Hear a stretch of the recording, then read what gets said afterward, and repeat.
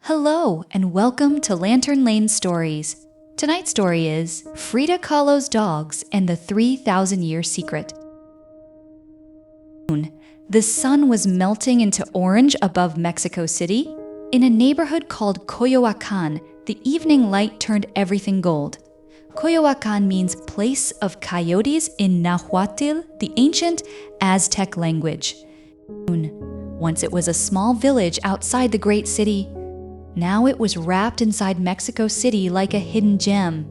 Its streets were narrow, and old bougainvillea spilled over walls in rivers of pink and purple.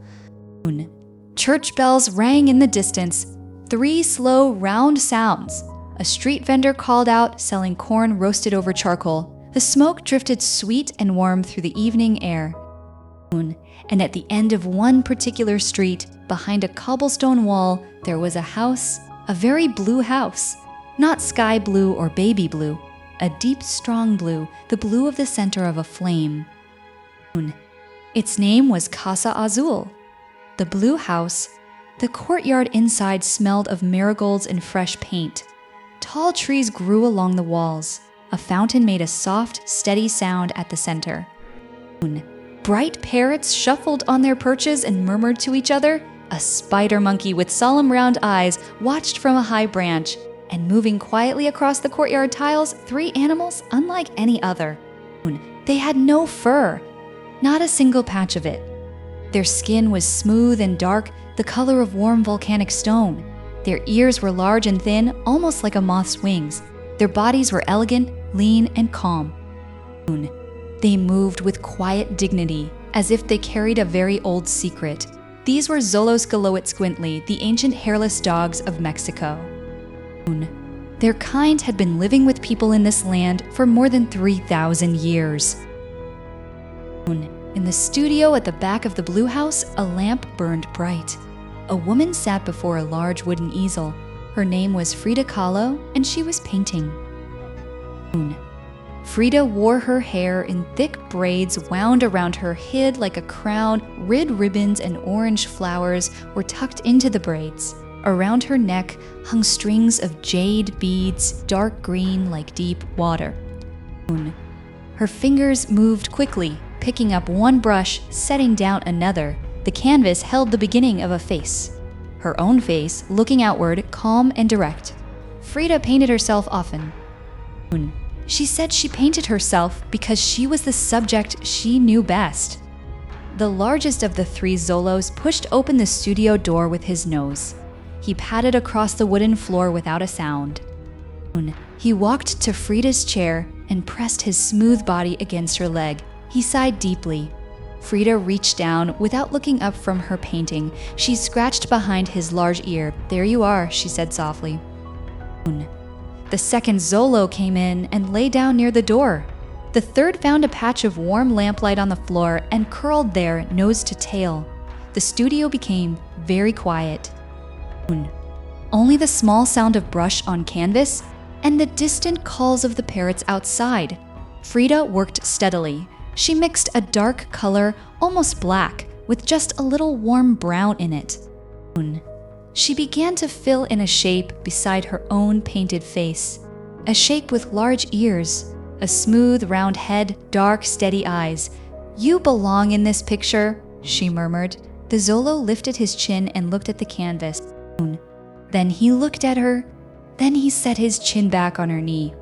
That was his answer. Yes, he belonged wherever she was. Frida had many Xolos over the years in the blue house. She loved all her animals deeply, the monkeys who rode her shoulders, the deer who wandered the garden.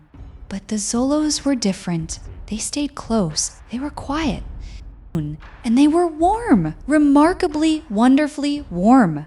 A Xolo's body heat runs hotter than most dogs. Their smooth skin holds that warmth and sends it outward like a small living sun. On days when Frida's back ached from old injuries, a Xolo pressed against her was a gentle comfort. "You are better medicine than medicine," she told them on those days. Frida set down her brush and looked at her 3 Xolos. "Do you know," she said quietly, "how old your family is? The largest Xolo tilted his big ears toward her. Your kind has lived with people in Mexico for more than 3,000 years, Frida said. She let that settle. 3,000 years ago, the Great Pyramids of Teotihuacan had already been standing for centuries. 3,000 years ago, the ancestors of the Aztec people were beginning to build cities in the Valley of Mexico, and their dogs walked beside them, smooth and warm, needing no coat against the highland cold. Frida reached up to a shelf above her desk. She lifted down a small clay figurine. It was an ancient thing, a terracotta dog, hairless with large ears and calm eyes. Museums across Mexico held thousands of figures exactly like this one, found in old tombs, found in ancient ruins, placed beside the bones of people who had died a very long time ago, so the dead would not travel alone. They put your ancestors in the tombs, Frida said softly, because they believed something beautiful. The ancient Aztecs believed that when a person died, the journey was not over. The soul had to travel through Mictlan, the world beneath the world. This journey took 4 years. There were 9 different levels to pass through. In the early levels, there were wide deserts and cutting winds. In the deeper ones, there were mountains that pressed together like giant hands. And at the very end, a great dark river. The soul could not cross alone. But if you had loved a Xolo in your life, the dog would be waiting. Calm and steady at the water's edge, the soul would hold on, and together they would cross to the other side.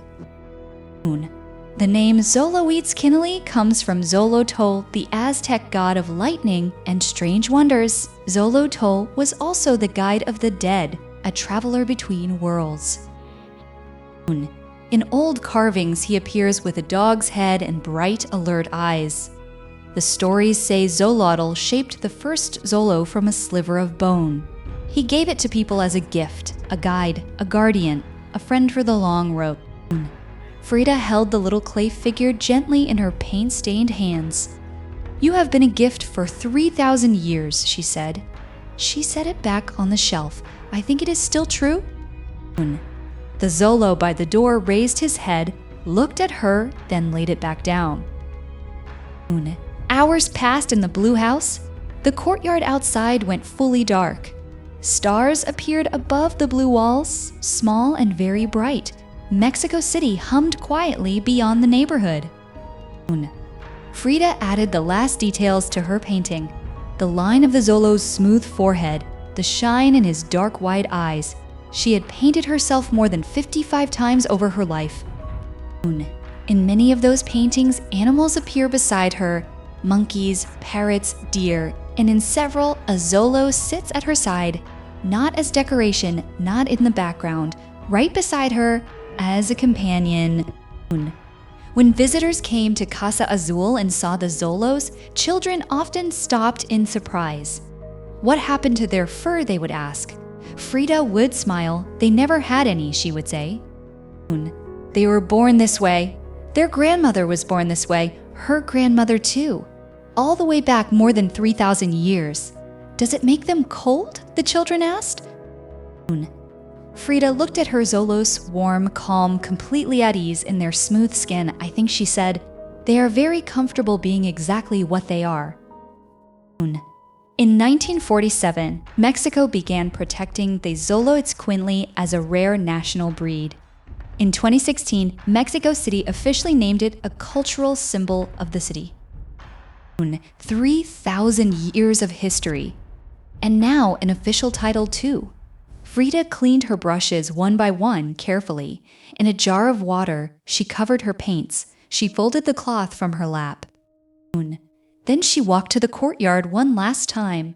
The 3 Xolos followed their paws quiet on the cool tiles. She stood and looked up at the stars. The sky above Coyoacán was very dark and very deep. "Mexico City is going to sleep," she said quietly. The Xolos leaned against her, one on each side, one at her feet, 3 small fires of warmth in the cool night air.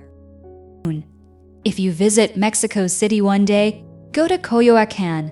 Walk the old cobblestone streets past the bougainvillea walls. you will find the blue house still that deep, extraordinary blue. Inside, Frida's studio is kept just as she left it. Her brushes, her paints, the little clay Xolo on the shelf, and in the paintings, if you look carefully, you will find the dogs, smooth and calm, watching steadily from the canvas. You may also meet a real Xolo somewhere in Mexico City. Their smooth, warm skin, their large listening ears, their quiet, knowing eyes. They look like animals who remember things. 3,000 years of walking beside people. 3,000 years of keeping painters company on long, quiet evenings. The marigolds in the blue house courtyard closed their petals in the dark. The parrots tucked their heads beneath their wings. The fountain made its small, steady sound. And the three Xolos curled together on the warm tiles and slept. And so Mexico City also slowly fell asleep. Good night.